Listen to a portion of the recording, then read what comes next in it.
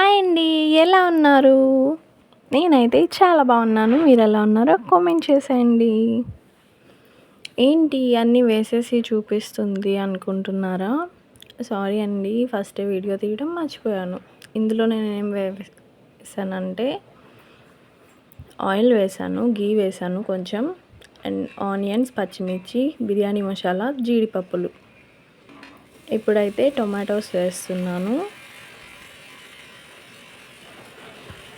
ఇవన్నీ ఎందుకు వేస్తుంది అనుకుంటున్నారా? బిర్యానీ చేస్తున్నానండి. ఆల్రెడీ తమిళలో చూసే ఉంటారు.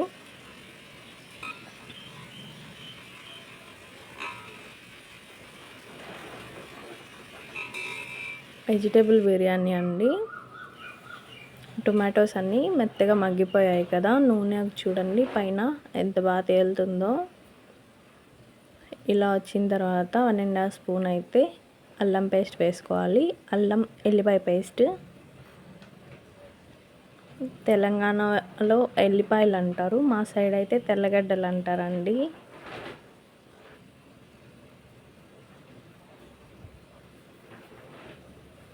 వన్ అండ్ హాఫ్ అయితే వేసాను, 2 అయినా వేసుకోవచ్చు. మరీ మసాలా ఎక్కువైపోతుంది అన్నట్టు నేను కొంచెమే వేసాను.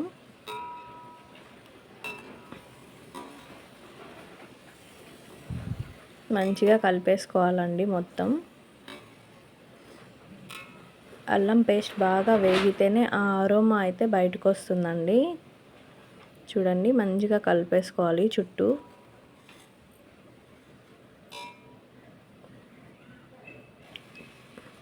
చూసారు కదా ఆయిల్ ఎంత మంచిగా తేలుతుందో. ఇప్పుడైతే వెజిటేబుల్స్ వేయాలి.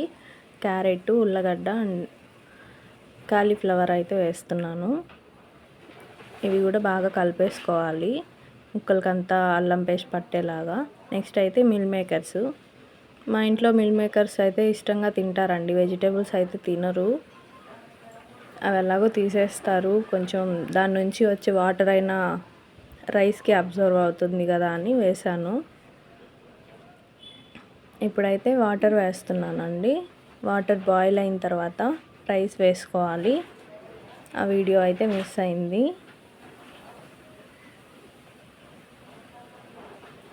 రైస్ వేసుకున్న తర్వాత ఫైనల్లీ కొత్తిమీర అయితే వేస్తున్నాను.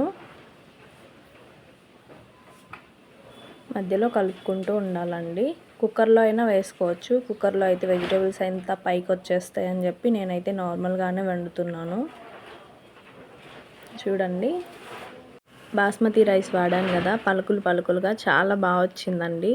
1కి 1.5 అయితే వేసాను వాటరు.